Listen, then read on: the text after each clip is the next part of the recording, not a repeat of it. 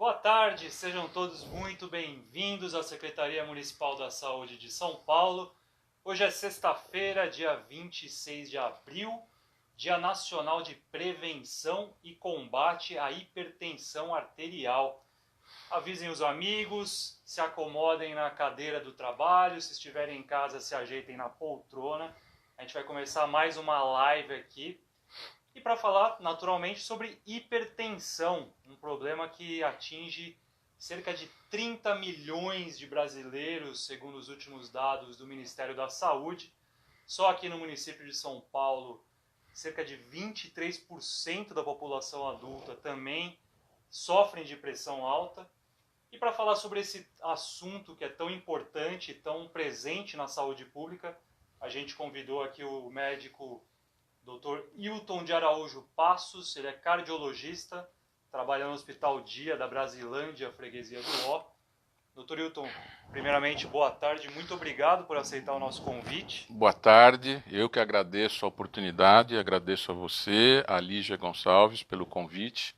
É uma honra poder estar aqui contribuindo, falando de um assunto tão importante para o país, né? Porque a hipertensão realmente é um fator de risco extremamente importante, com um custo social e financeiro enorme. Então, a gente realmente é um assunto que tem que ser tratado com muito respeito, muito carinho, porque a prevenção é a alma desse negócio aqui. Tá? É verdade. Então... E você que está entrando agora, mande suas dúvidas. O doutor vai responder aqui à medida que a gente for batendo um papo sobre o assunto. Marque seus amigos nesse post, tem muita gente... Já só na nossa pré-propaganda que a gente fez sobre o assunto ontem, a gente fez um post dizendo que ia ter essa live e já muita gente começou a mandar perguntas porque realmente pressão alta é um mal presente em muitos lares. Doutor, para a gente começar, eu acho que é bom definir o que é a hipertensão arterial, o que caracteriza esse quadro clínico. Então, a hipertensão arterial, né, como o nome próprio diz, popularmente a pressão alta, é uma doença multifatorial em que o sistema arterial circulatório apresenta uma elevação da pressão, uma elevação persistente, contínua. Por que eu falei persistente? Porque isso confunde elevações de pressões que podem ocorrer em outras situações que não são caracterizadas como hipertensão. Então, o diagnóstico de hipertensão é um diagnóstico clínico. Então, você tem que ter uma pressão elevada a determinados níveis, e isso é uma coisa permanente. Tá? A hipertensão, por que ela é muito grave? Porque ela é altamente prevalente na sociedade moderna. Tá? A gente tem uma estimativa de 30% da população geral tem hipertensão. Os fatores de risco existem vários. Então, a idade é um fator de risco. Se você pula para uma faixa de 70 anos de idade, 75% da população pode ter hipertensão. E a hipertensão, quando tratada adequadamente, porque aí é que é a importância da prevenção, você reduz o risco cardiovascular para das pessoas normais, que não são hipertensas. Mas para isso você tem que saber que a pessoa tem pressão alta. E muitas vezes ela não sabe. Infelizmente, essa gama de brasileiros que entra nesses 30%, uma grande parte desconhece ser hipertenso. Ele simplesmente não sabe. Ele chega no consultório, para uma consulta, está com a pressão alta. Mas você tem pressão alta? Não sei. Quanto tempo que você não mede? Não sei, faz meses, anos. Né? Ou então ele achou por acaso, foi fazer um exame periódico na empresa, a pressão estava alta. Ele descobriu. Só para entender um pouco melhor, essa questão da pressão alta contínua que o senhor cita, assim, como que isso é aferido? Então, como é que a pessoa... Pedindo. Mas qual que é a regularidade disso? Então, essa é a informação mais importante. Tá? E aí eu vou fazer uma meia-culpa à minha classe, a classe médica. Porque, infelizmente, muitos não medem pressão. Você passa em consulta com outra especialidade, ele não mediu sua pressão. Ele só você está com problema de pele? Tá, beleza. Ninguém mede a sua pressão. Você vai no oculista, ele não mede a sua pressão. Então, a gente perde uma oportunidade importante de fazer o diagnóstico. Então, assim, medir pressão é uma coisa simples, básica, que que você pode fazer em alguns segundos. Se ele não quer medir, pede para a enfermeira, pede para alguém. Então você tem como contornar isso. Só que a gente vê essa falta de comprometimento dos próprios profissionais de outras áreas em medir pressão. Então é um apelo que eu faço. Passou em consulta, mede a pressão. Não interessa se está bom, manda o cara se virar, mas mede a pressão. Tá? E a partir do momento que a pessoa chega num consultório, mediu a pressão e constatou-se que ela está com a pressão alta, com a pressão elevada, qual que é a medida que é considerada a pressão elevada? E tendo esse diagnóstico na hora, qual que é a orientação que o médico tem que passar? Quer dizer, o senhor tem que medir de novo daqui a 2 meses, daqui a uma semana? Como é que funciona? Então, aí eu vou explicar para você entender bem. Por isso que é importante esse tipo de orientação. A prevenção é realmente o espírito dessa live aqui, tá? Porque a gente tem a oportunidade de fazer esse diagnóstico e não é difícil. Quer dizer, se a pessoa tem um pouquinho de boa vontade e medir a pressão, você não precisa de sofisticação, tá? O hipertenso, você considera o indivíduo hipertenso a partir do momento que ele atingiu uma pressão de 140 por 90. A gente fala 14 por 9. Isso já é um nível de hipertensão. Qual é a pressão ideal? Ideal, 13 por 8. Qual é o valor, pressão ótima? 11 por 7. 12 por 8, 11 por 7 é ótima. Normal até 13 por 8. 13,5 por 8,5, limítrofe. 14 por 9, hipertensão leve. Só que assim, como é que você faz o diagnóstico? Numa única medida? Não. Você chega no consultório, você pode estar tenso, você pode estar nervoso, pode estar com uma série de problemas e a pressão subir, tá? Eu tive uma cólica renal, minha pressão foi 18, eu não sou hipertenso.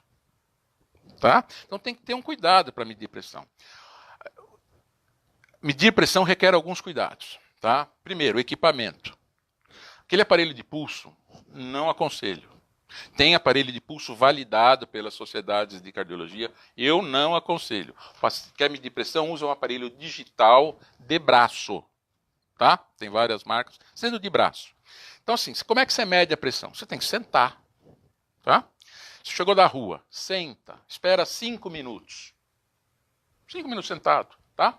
Vai lá. Pés apoiados no chão. Não pode estar com perna cruzada, tá? Tudo torto. Sentadinho, braço na altura da mesa do coração, mais ou menos, tá? Essa aqui. E você faz a medida. Que é geralmente aquele suporte quando a gente vai... ou na própria mesa, mais ou menos, na altura, certo? Qual é o correto? Você, na consulta, você tem que fazer pelo menos 3 medidas. 3 medidas, é o que eu faço. Eu faço uma primeira medida, normalmente eu desprezo essa primeira medida, é a chamada medida de alerta. Tá? Então eu não falo nada para o paciente, meço, vou conversando, batendo papo, meço, você pode medir seguida com intervalo de 1 minuto, 3 vezes, intervalando 1 minuto. Eu dou um espaço maior porque durante a consulta eu dou esse espaço. Então eu meço uma segunda vez e meço uma terceira vez. Tá? E você percebe nitidamente que alguns pacientes, aqueles que têm tendência para hipertensão, que a primeira medida é mais alta, a segunda diminui, a terceira diminui. E é essa que você tem que considerar. Tá? Uma coisa muito importante que todo mundo faz, que é normal. Estou passando mal, estou com dor de cabeça. O que a pessoa faz? Vai medir pressão. Está errado. Não se mede pressão com dor nenhuma. Nenhuma dor. Tá? Então, todo mundo fala, estou com dor, é a minha pressão. É o contrário. A pressão só vai dar dor de cabeça se for uma crise hipertensiva, que tem outros fatores junto. Ele vai ter náusea, vômito, mal-estar geral, ele fica ruim. Isso é uma crise hipertensiva, é uma emergência médica. Tá? Fora disso, a cefaleia, que você tem dor por 1000 motivos. Tá? Você passou nervoso, você está estressado. Não pode, você pode medir pressão, você está discutindo com alguém, você quer medir pressão? Vai dar alterado. Você vai no pronto-socorro, o cara está no pronto-socorro, ele está ansioso, ele está estressado. A pressão deu 14 por 9, você está com pressão alta. Calma, o diagnóstico não é por uma única medida isolada. Você mede na primeira consulta, numa segunda consulta, numa terceira consulta. O que eu peço para os pacientes fazer? Olha, arruma um aparelho que não seja esse de pulso, que esse de pulso não me ajuda em nada, ele só me atrapalha. Tá? Eu até brinco, eu falo, você tem um inimigo, dá para o seu inimigo. Porque ele atrapalha a gente, ele confunde muito. Você pede para ele fazer um controle, que é a medida residencial da pressão arterial. Então, assim, ele mede a pressão em situações do dia, ao acaso. Por exemplo, acordou, levantou, vai no banho, não pode estar com a bexiga cheia, não pode estar com vontade de fazer cocô, não pode estar com o estômago cheio. Então, tem todos esses detalhes, entendeu? Então, assim, acordou, foi no banheiro, tal, beleza? Senta, mede a pressão. Marca lá para mim no papel. Falo, põe uma lista, pega uma folha de sulfite e 3 colunas: dia, hora e a pressão. Tá? E marca lá. Mediu a primeira você marca, mas vamos medir 3 vezes. Espera 1 minuto, mede e marca para mim lá. Tá? Fez de manhã, outro dia você faz antes do almoço, não depois, antes do almoço. Outro dia você faz a hora que você está chegando em casa, chegou em casa, senta, descansa, mede, tá? Na hora de dormir, tá? De manhã cedo, antes de tomar o remédio, quem toma remédio, para saber se o remédio está fazendo efeito nas 24 horas, você pede para ele medir a pressão antes dele tomar. Então você faz esse mapa, né? Esse mapeamento residencial. E ele traz para você isso aí. Tá? Isso ajuda muito, tá? Então, medir pressão. É um tipo de informação. Essa, por exemplo, das 3 medições, eu desconheci. Então. Porque o padrão... Mede-se de qualquer jeito, mede rápido, mede a primeira... faz a primeira, quando você passa por uma triagem, né? Passa uma vez e tá alto, tá... Às vezes ele fala, ó, tá muito alto, espera que eu vou medir de novo. Tá? Manda descansar um pouquinho, aí mede de novo. Então, mas a gente mede de qualquer jeito. Tá? Então não é. Eu faço questão de medir a pressão. Eu tenho um aparelho de coluna de mercúrio, que é o mais preciso, que é proibido, não vai ter mais, né, por causa do mercúrio, mas é o mais preciso. Então, compro o digital de braço, aquele que é de manguito, é automático, é digital, é simples, não é caro, uns 130 a 160 reais você compra aí pela internet, inclusive. E você tem uma maneira de você medir a pressão em várias situações, sempre tomando cuidado. Não está com vontade de ir no banheiro, não está apertado para fazer xixi, não comeu uma refeição muito copiosa, né? O cigarro em excesso, fuma muito, vai medir pressão, o cigarro aumenta a pressão. Tá? Então tem uma série de cuidados que você tem que ter. Tá? Mulher principalmente, se ela senta no consultório, ela cruza as pernas. Então eu já falo, descruza a perna. Então faz diferença. Tá? Faz diferença. Então, essa me deixou curioso. Qual que é a explicação desse cruzar de pernas? Porque você, quando você faz esse movimento, tá certo? Você está comprimindo o seu sistema circulatório. Perfeito. Tá? Entendeu? Então, você tem que estar pés apoiados no chão. Aqui, ó, essa posição. Vai lá, mede, primeira medida. Isso é nítido, é muito fácil de fazer. É muito fácil, você não faz porque não quer. Tá? Então, assim, tem paciente que chega no consultório e eu vi que ele passou em várias consultas. Ninguém mediu a pressão do cara. Tá? Uma coisa que eu acho fundamental a gente relatar aqui, que é muito importante. Quando que eu devo me preocupar com a pressão? Tá? Antecedentes familiares. Esse é o pulo do gato. Tá? Então, assim, primeira pergunta. Quem que tem pressão alta na minha família? Meu pai é hipertenso? Minha mãe é hipertensa? Meu avô tem pressão alta? Antecedentes de avós é tão importante quanto de pais.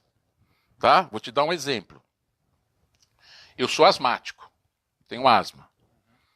Meu pai não tem asma. Minha mãe não tem asma. Quem que tinha? O pai da minha mãe, meu avô. Eu sou asmático e tenho 2 filhos asmáticos. Isso para mostrar para você a importância do antecedente familiar. E de a pessoa não achar que é só uma questão genética dos pais. Né? Então a genética é um dos fatores mais importantes. Então, assim, se você sabe que tem alguém na sua família, parentes de primeiro grau, pais, avós, com pressão alta, você tem que ficar ligado. Você tem chance de ter hipertensão.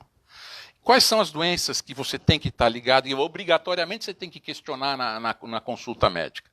O que tem na sua família? Quais são as doenças de família? Tem pressão alta? Às vezes ele não sabe. Então você pergunta, vai ver com os avós, vê com seu pai. Ah, mas já morreu. Bom, alguém deve saber alguma coisa. Pesquisa. Diabetes. Importantíssimo. Tá? Colesterol. Colesterol é um problema, geralmente o pessoal cria uma situação do colesterol, e o colesterol tem um fator familiar importantíssimo.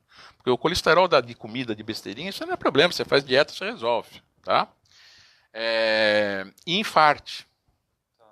Doença coronária. Essas doenças têm um caráter familiar muito importante. E ele te conta isso, porque é comum você receber o paciente no consultório e ele fala assim, olha, eu estou vindo aqui por nada, eu não tenho nada. Mas na minha família, cara, todo mundo morreu de infarto. Meu pai morreu com 48, meu avô com 52, o meu tio com 50 e pouco, e eu tenho um primo que está ruim. Se você não fizer nada, ele é o próximo. Entendeu? Então, essas informações são importantes. Isso tem que ser colhido na anamnese. A anamnese é o histórico que você faz com o paciente durante a consulta. Tá? Então, isso é muito importante. Então, suponhamos, Renan, você tem pressão alta na sua família? Tem. Tem. Já é um... Você tem que estar esperto. Isso já justifica você falar, opa, peraí, eu preciso medir. Você perguntou quantas vezes eu tenho que medir. Se você tem antecedente, você tem que medir a pressão 4 vezes por ano. Cada 3 meses você tem que medir, só para falar, olha, tá 12/8, beleza, daqui 3 meses eu meço de novo. Por que você precisa medir? Se você não tem um parâmetro, você não sabe se ela está alta, está baixa. Qual é a sua média? Claro. Se você não mede, você não sabe. Claro. Tá? Então, vamos começar a responder umas questões aqui. Vamos lá. Dos amigos. Aliás, gente, muito bacana, tem bastante gente participando, acompanhando essa live. Vamos lá, eu falo muito, tá? Então, se não me cortar... Não, mas é para isso que o senhor está aqui, para responder e para falar bastante mesmo. Tá. Tem uma questão aqui do Israel Gomes. O Israel, inclusive, ele já tinha mandado esse questionamento no nosso post anterior. A gente falou para ele aparecer, que ele apareceu. Bacana, Israel. A pergunta um pouco técnica até. O senhor vai ter que me ajudar aqui a traduzir. Vamos lá. Como a hipertensão afeta a fração de ejeção? E aí tem mais outras, ele continua. E como tratar a cardiomiopatia dilatada? Tá. E para fechar, Uhum. já que é para todas as questões do Israel de uma vez, cardíaco é PCD? Doutor, me traduz, por favor. As 3 PCD? questões. Eu não sei o que é PCD. Israel, então manda pra gente o que é PCD. Não sei o que você quer dizer, PCD. Mas vamos nas duas anteriores. Primeiro, então, hipertensão afeta a fração de ejeção? O que é isso quer dizer? Então, ô, Israel, você não me leva a mal, me perdoa, mas nós vamos fugir do foco. Nós estamos entrando aí no assunto na área médica. Tá. Fração de ejeção é um cálculo que se faz através de um exame sofisticado, que é um ecocardiograma. Então, assim, se a gente for entrar por aí, a coisa se estende. Tá? Cardiomiopatia é vastíssimo. Então, assim, fica difícil responder isso pro pessoal aqui. Quer dizer, vamos perder o foco. Quer eu respondo. Vamos fazer o seguinte, então, Quer eu respondo. Eu vou combinar com se o quiser doutor, depois conversar comigo, aí é outro papo. Ele manda as respostas para esses técnicos e a gente passa para você. Hipertensão afeta, tá? Cardiomegalia, ele perguntou, né? Cardiomiopatia dilatada. Sim, uma das consequências da hipertensão. Tratar a cardiomiopatia dilatada. Não, então, mas eu vou entrar em tratamento. Aí eu fugi do meu objetivo aqui. Então vamos fazer assim, Israel, pra gente não deixar você... Você quer eu falo? Que senão a gente vai acabar... vou estender muito, A gente precisa tentar atender todo mundo. Então a gente vai tirar as dúvidas pro doutor e depois encaminha para você, beleza? Vamos seguir aqui. A Tatiana Malman. Como afirmar que uma pessoa é hipertensa? Acho que o doutor já passou um pouco sobre isso. Isso é importante, essas coisas. Tem que ser sempre, ou se uma vez ele apresentar a pressão alta, já é considerado hipertenso. Acho que o doutor já deu mais ou menos uma pincelada. Tem que medir várias vezes, com calma, é isso aí, tá? O Hamilton Quirino também é participando aqui com a gente. Doutor, qual a ligação do diabetes e problemas renais com a hipertensão? Então, acho que entra um pouco na questão dos fatores de risco. Isso. É muito importante, Hamilton. Porque essas doenças, às vezes, ela vem em bando, tá? Tem o que a gente chama de síndrome metabólica. O indivíduo tem hipertensão, ele tem diabetes, ele tem dislipidemia, que é colesterol alto, ele tem ácido úrico. É uma síndrome metabólica. A hipertensão com diabetes, o risco cardiovascular fica muito alto. Tá? Para você ter ideia, o paciente diabético, o fato dele ser diabético, já classifica ele como paciente de alto risco cardiovascular, só por ele ser diabético. Tá? E o que acontece com o diabético e hipertenso? Ele perde o rim. Ele perde a visão. Nós temos uma quantidade gigante de pacientes fazendo o quê? Hemodiálise no Brasil inteiro. Tá? Se você for ver a causa, é hipertensão e diabetes. O grosso. Tá? Então, olha o que representa isso de custo social e financeiro para o país. Nós gastamos em 2015 37 bilhões só com doença cardiovascular. Eu não estou falando de outras doenças. que é doença cardiovascular? Hipertensão, acidente vascular cerebral e infarto, tá? O AVC, tá? O infarto do miocárdio, doença coronária, tá? E a hipertensão. O grosso da doença cardiovascular. Tem mais coisa, mas o grosso. Tá? O que mais mata? AVC. Acidente vascular cerebral, acidente vascular encefálico, alguns gostam de falar assim. É o que mais mata. Depois vem doença coronária, infarte. Tá? São as duas doenças que mais matam. Tá? Nós temos aproximadamente 350 mil mortes por ano de doença cardiovascular. Não estou falando de outras doenças. Nossa, é muita coisa. O que é 350 mil mortes? Tem cidade no interior que não tem 300 mil habitantes. Não sei que cidade tem 300 mil aí. Quanto tem em Jundiaí? Assim Quanto tem? Qual a cidade que tem 350 mil habitantes? Então, por ano, morre isso.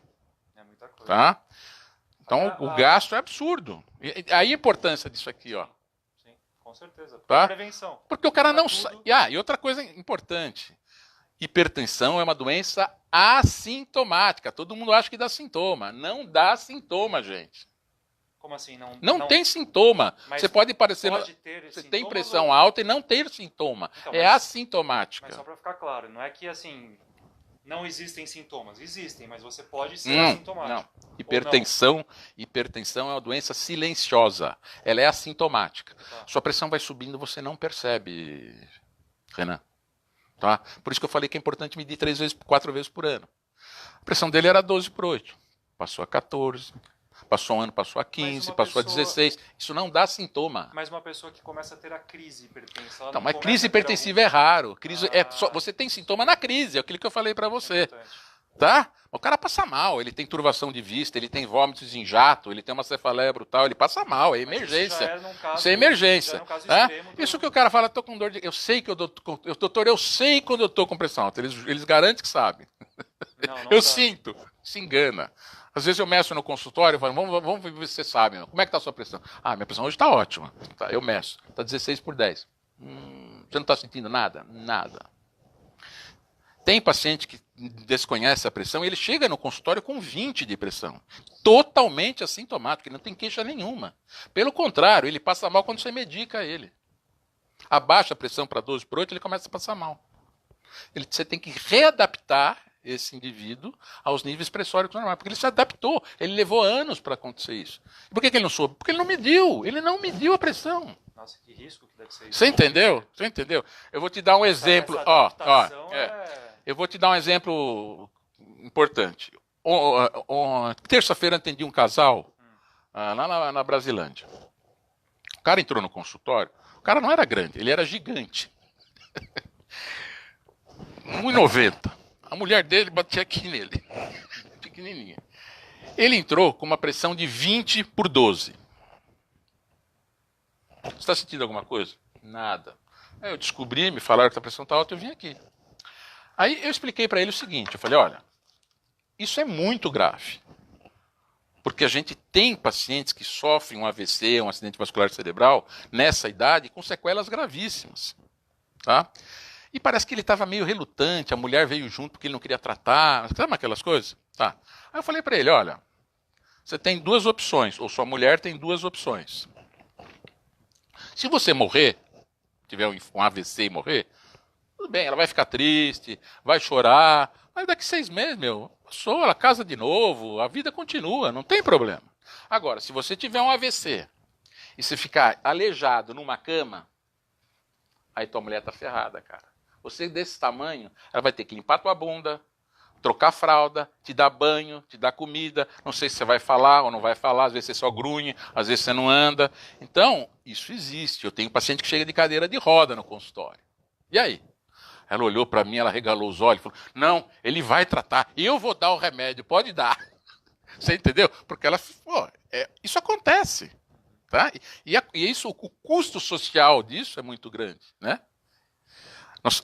O SUS, ele cuida, 75% da população é tratado pelo SUS, tá? Só 25%, você tem plano de saúde, tá? 25% da população brasileira tem plano de saúde. 75% é para o SUS. O SUS gasta uma fortuna com isso. Então, a prevenção, essa é a importância da prevenção. Isso é bom até o senhor ter citado o SUS. A gente sempre lembra que o SUS ele oferece gratuitamente os medicamentos nas unidades básicas de saúde. Sim, exatamente. E o programa Farmácia Popular também. Tá. Hoje você tem medicamentos bons gratuitamente, então não tem desculpa.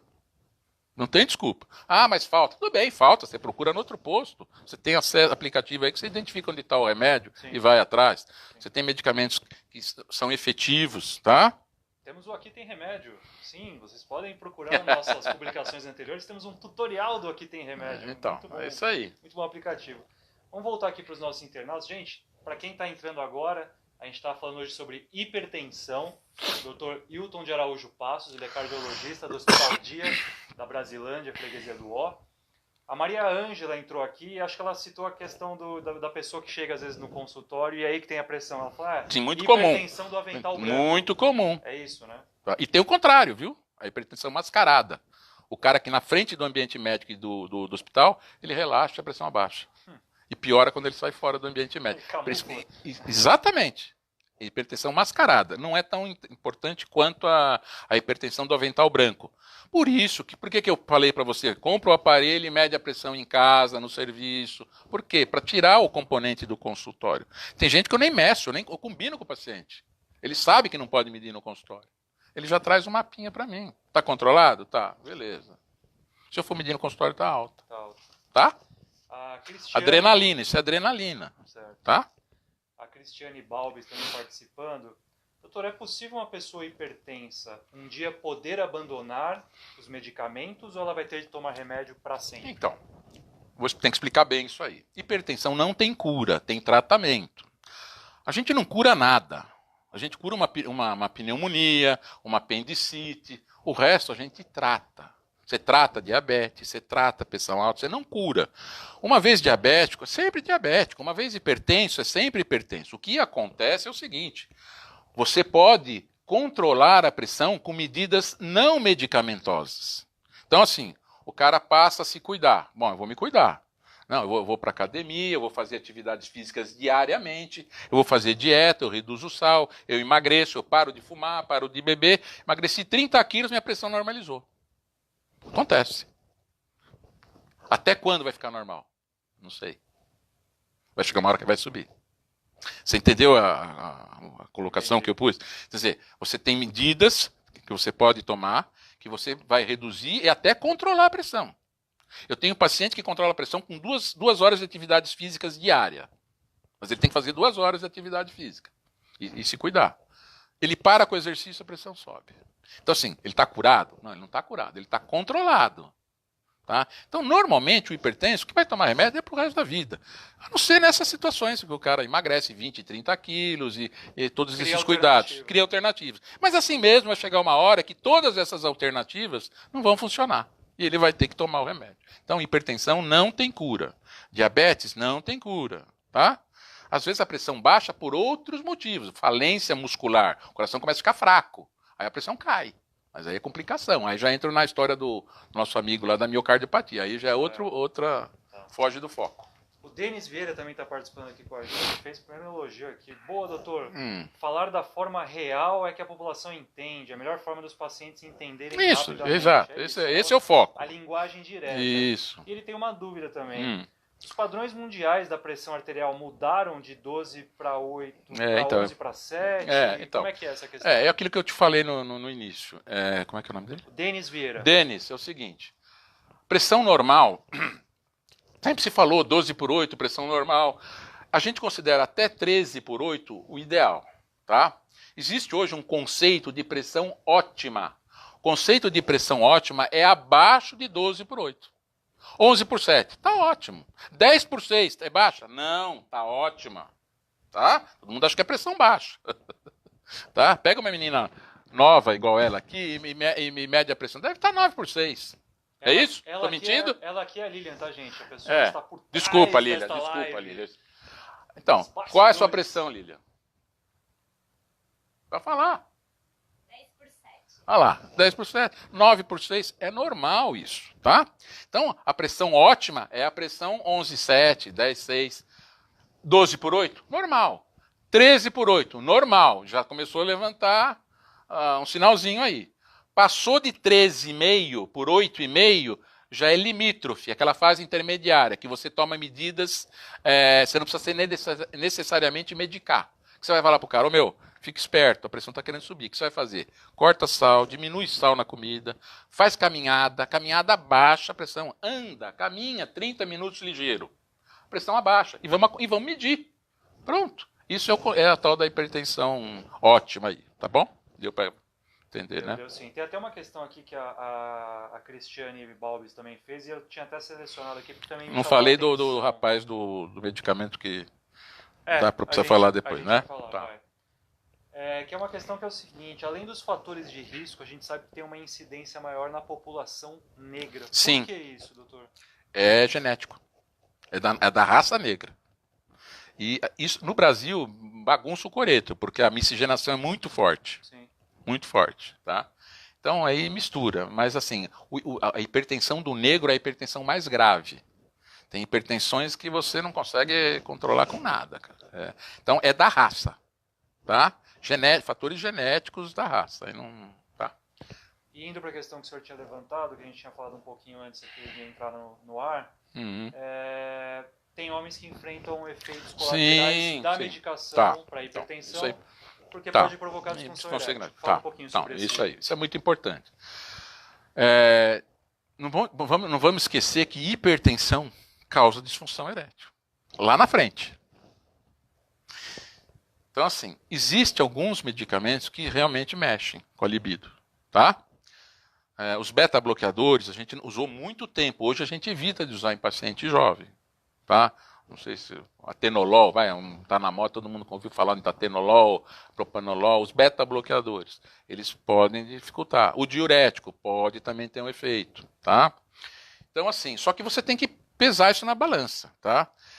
Os que a gente tem recurso hoje de usar remédios que não causam disfunção. Então tem.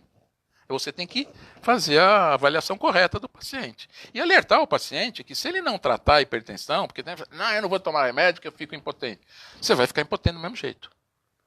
Hipertensão causa impotência. Diabetes causa impotência.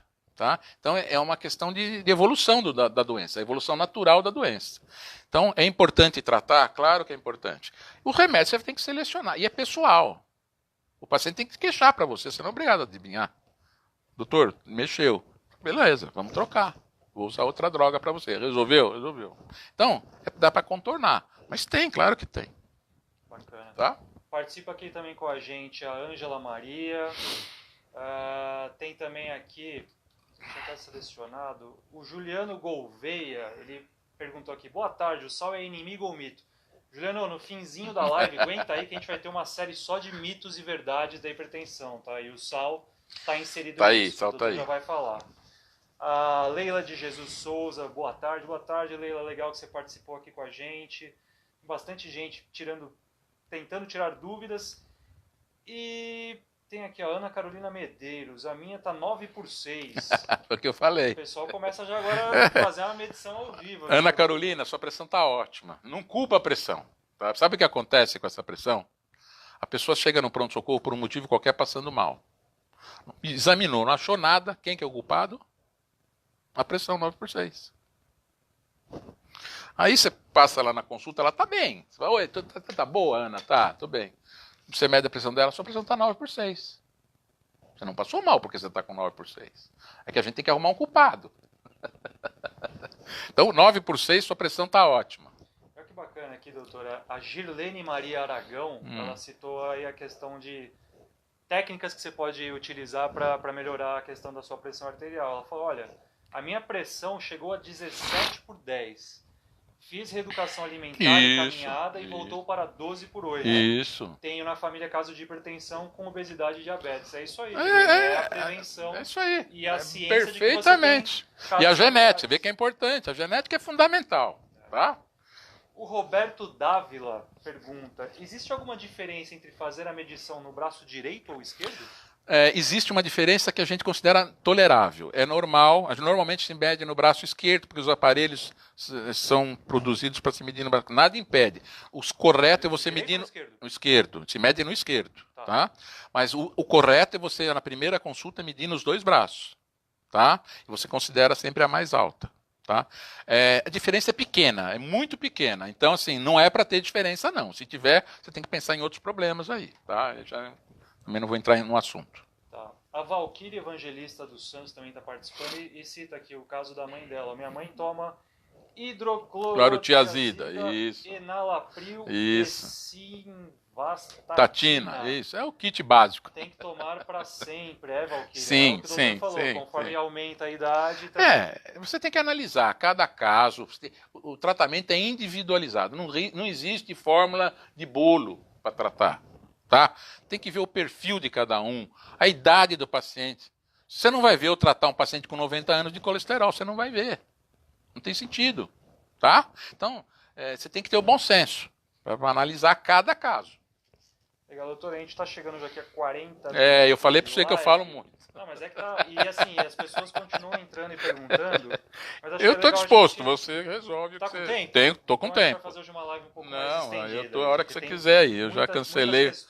Cancelei. Só tenho consulta às 4 horas. Então tá bom. Então vamos lá, gente. Ó, a Salete Tomás, o sal rosa, é verdade que é bom? Então, sabe o que é bom? É pouco sal. Respondi a pergunta dela? Acho que sim. Tem propriedades, ele tem, sabe? É igual você vai tomar, olha, água, não sei da onde. Pô, tá certo, tem propriedades. Mas o que nós precisamos é pouco sal. Tá? Vamos entrar, então, você vai gastar dinheiro para comprar um sal caro, não precisa. Põe menos sal, meu Deus do céu, na comida. Vamos então entrar na questão dos mitos e verdades e vamos começar respondendo aquela questão do sal. Sal. Sim, o sal é verdade, não é mito, não. O sal é importantíssimo. O excesso de sal ele contribui para a manifestação da hipertensão. A dieta é muito importante. A gente come muito sal. Para você ter ideia, nós ingerimos 2 a 3 vezes mais sal do que não é necessário. Eu tô nesse grupo. Todos nós. Todos nós. Não consigo não colocar muito sal na comida. Quem come normal está comendo 2 vezes mais sal. Por quê? Porque o sal está presente em tudo. Em tudo. Tudo que for industrializado, tudo que for processado, tem muito sal. Enlatados, defumados, embutidos, congelados. E não é só o doce. O salgado, é o doce também. Refrigerante tem sal pra caramba. Sorvete tem sal pra caramba. Porque é o sódio, tá? Então a gente ingere muito sódio. Tanto que eles estão querendo reduzir o sódio de vários alimentos. Já há projetos no governo para isso. Reduzir o sal do pãozinho, tá? Porque a gente come em excesso, realmente. Tá? Então, sal é importante. Existem hipertensões que são características de... A gente chama de a pessoa sal sensível e não sal sensível. E tem pessoas que tiram sal a uma queda brusca da pressão.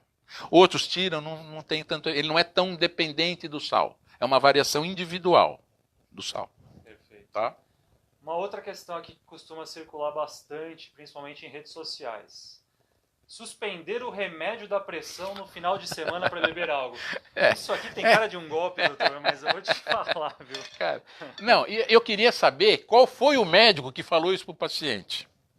Eu queria saber quem foi o médico que falou. Não foi médico nenhum. Eles criaram essa... Então, eles falaram, olha, doutor, eu só não tomo no final de semana porque eu quero beber. Eu falei, mas quem falou para você que não é para tomar o remédio que não pode beber? Eu falei para você que não pode beber? Não, o senhor não falou, mas eu achei. Então, você achou. Pode beber e deve tomar o remédio, por quê? É exatamente quando você abusa. Você bebe, come sal, vai no churrasco, enche a cara, aí você não toma o remédio. O que acontece? Pressão vai lá em cima. Então tem que tomar. Eu até brinco, falo, você quer tomar junto com a cerveja? Não fala, toma, mas é melhor tomar do que não tomar. Mas toma o remédio. Tá? Então não existe isso. Doutor, suco de laranja com berinjela abaixa o colesterol? Infelizmente é mito, tá? O que acontece? Colesterol, a gente tem que entender bem como é que é essa polêmica do colesterol. Existe aquele paciente que tem um colesterol pouco elevado, por excesso alimentar. Come muita gordura, fritura, né? Gosta de coisa gorda, lanche. Então ele tem um colesterol um pouco elevado. O que ele faz? Ele faz um pouco de regime, normalizou o colesterol. Tá? Só que esse paciente toma o suco de berinjela e ele está fazendo uma dieta. Tá? Ele, em vez de comer muito porcaria de manhã, ele toma a berinjela com o suco. Berinjela é fibra. Toda fibra é saudável e ajuda a reduzir o colesterol. Então, na verdade, não vai ajudar nada. Vai ajudar porque ele fez regime. Essa é a verdade. Tá? Você pega um indivíduo que tem um colesterol natural dele, constitucional dele, genético. O cara é magro. Não come nada. Ele tem colesterol alto. Eu tenho um paciente vegetariano com colesterol alto. O que você vai fazer com o cara? Vai bastar ele não comer o quê? Não tem o que comer. O colesterol só contribui, a dieta só contribui com 20% do seu colesterol plasmático. Você com uma dieta bem feita, você reduz 20% do seu colesterol. Tá bom, se você tem 300, você reduziu 20%, não resolveu o problema. E aí, o que você faz? Então, as pessoas precisam entender. Espera aí, você tem um colesterol familiar, genético, importante? É uma coisa. Você tem um colesterolzinho meia boca aí, para de fazer besteira, faz exercício, dieta que resolve. Tá? Agora, o paciente que tem mesmo esse colesterol elevado, só vai baixar com medicamento. Tá? Se ele vai tomar vai tomar a vida inteira. É tratamento. Você, quando institui um tratamento para colesterol, você tem que deixar bem claro que isso é um tratamento igual pressão alta. Você pode parar com o remédio da pressão, você pode parar com o remédio da diabetes. E por que do remédio do colesterol você pode? Não pode. Só que tem gente que faz isso errado e tem médico que faz isso também. Ah, tá bom, suspende. Não é para suspender, pô. Tá bom porque você tá tomando remédio, Claro. tá? Aliás, essa questão de alimentos, tem muita gente que acaba lendo essas questões de alimento ajuda, se atrapalha. Sim, ajuda. Tem duas em sequência, que é o chuchu abaixa a pressão e café aumenta a pressão. Café, essa resposta eu vou prestar muita atenção, porque eu não. sou um... O café não aumenta a pressão, o café não aumenta a pressão, o chuchu não abaixa a pressão. Se fosse assim, cara, era fácil. Não precisava da medicação. Então, o cara come chuchu com pouco sal, faz uma dietinha, abaixa porque ele se cuidou, só isso. O chuchu não abaixa a pressão, infelizmente, tá? Você vai comer o quê? Uma tonelada de chuchu para ver se...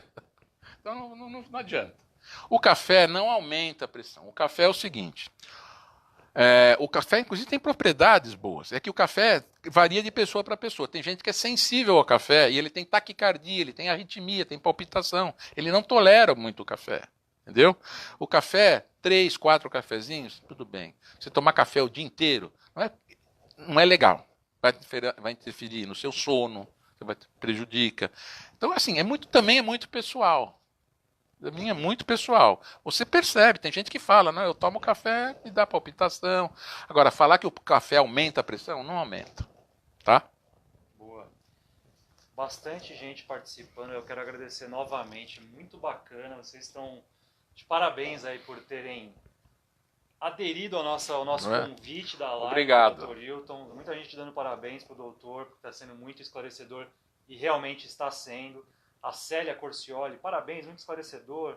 Selma Cândido dando um parabéns também pela Obrigado, live. Agradeço muito. E a Selma Cândido também faz um relato aqui, ó, faço uso diário de 3 remédios Isso. para controle da pressão. E às vezes à tarde vou medir, ela está 12 por 16 ou por 16 por 12. Isso, ou 17. Devo me preocupar? Os remédios são hidrocloroplatina. Aqueles que é trava-língua esse remédio. Então, como ela chama? A Selma Cândido. Selma. Você tem que olhar, você tem que se preocupar, você tem que procurar o seu médico e resolver isso, tá? Talvez queira um ajuste de horário, tá? Tem pessoas que têm determinado horário que a pressão sobe mais, entendeu? Isso ocorre e a gente ajusta de acordo com o perfil de cada um. Agora, talvez não seja suficiente essa medicação do jeito que está, então você tem que se preocupar. Se é uma coisa persistente, assim, se foi ocasional, subiu um dia ou outro, você passou nervoso, ou comeu salgado, tudo bem, não é problema. Agora, se é uma coisa diária, que persiste, muito frequente, você tem que tomar uma providência. Procura o seu médico. E acho que até em cima da resposta que o senhor deu sobre o sujeito que quer parar de tomar uma cervejinha ali no fim de semana, as pessoas estão perguntando, mas o álcool aumenta a pressão? Sim. O álcool é um capítulo à parte nessa área, tá? Depende da quantidade que você ingere de álcool. Tá? Há médicos que falam muito bem do vinho, para você tomar álcool, que o vinho relaxa. Tem propriedades? Tem, os polifenóis. Eu não sou adepto dessa política de incentivar o consumo de bebida alcoólica, porque você gera outros problemas. Tá? O álcool não deve ser tomado de uma maneira moderadamente, ele tem que ser bem pouco. Então a gente tolera 30 miligramas de etanol por dia para homem e metade disso para mulher. Isso equivale a quê? 2 latinhas de cerveja. Por dia. Por dia. 300 ml de vinho. Uma taça de 300 ml. 2 doses de pinga, cachaça, 100 ml. 2 doses de 50 ml. Por dia. Mas aí não adianta o sujeito esperto fazer aquela conta. Então, se eu tenho direito a 2 por dia, eu posso tomar tudo de uma vez. De uma vez. Sábado. Não é legal, não é inteligente. Eu libero, eu falo, você pode beber, não proíbo. Tem gente que gosta de tomar um aperitivo à noite, eu não proíbo, mas eu deixo muito claro que a dose tem que ser muito pouca. E tem que avaliar outras coisas, tá? Por exemplo, tem paciente que tem problemas hepáticos, você não pode liberar o álcool. Tem pacientes que com uma dose ele já fica xaropinho, ele começa a ficar chato, inconveniente. Tá? Ele é sensível ao álcool. Tem gente que não sente nada, mas você tem que perceber. A mulher fala, olha, puta, ele toma um pouquinho, já fica insuportável. Pô, não é para você beber, cara. Tá? E quando quer beber, aí aguenta as consequências. Tá? O álcool aumenta a pressão, a partir desta quantidade regular de ar, ele aumenta a pressão sim. É causa de hipertensão grave, inclusive. Tá? O álcool é muito sério, é um problema, muita gente tem muito problema com álcool. Se bebe demais, eu realmente não sou adepto em incentivar o álcool, tá? Eu acho que tem outras, essa história de tomar um vinho, tudo bem, eu não sou adepto, a minha posição pessoal minha. Agora, não sou contra, eu gosto de tomar um vinho, uma cerveja, mas tem que ter bom senso. Você tem um desconfiômetro ligado, ele está no stand-by, você sabe a hora que você começa a abusar. Você sabe, não precisa ninguém te falar. Você tem o seu limite, quem melhor conhece o seu organismo é você. Então, fica atento nos sinais. Pô, não estou abusando, já estou abusando. Então, maneira. Tá? Legal. A Maria do Santo Martins, doutor, o senhor fala de um jeito que qualquer um entende. Parabéns. Obrigado. Verdade, eu também gostei muito desse papo. Infelizmente, a gente está chegando no fim. Eu queria só aproveitar até como um serviço aqui. A Secretaria Municipal da Saúde hoje está tendo um evento, doutor, em parceria com a Fundação Novartis. Tá. Tem um mutirão na estação de metrô Corinthians Itaquera isso. para aferição de pressão. Isso. Então, muito importante, esse tipo de aquilo que eu falei, mede a pressão. O serviço começou às 9 da manhã, vai até às 5 da tarde e faz parte da celebração do Dia Nacional de Prevenção e Combate à Hipertensão Arterial.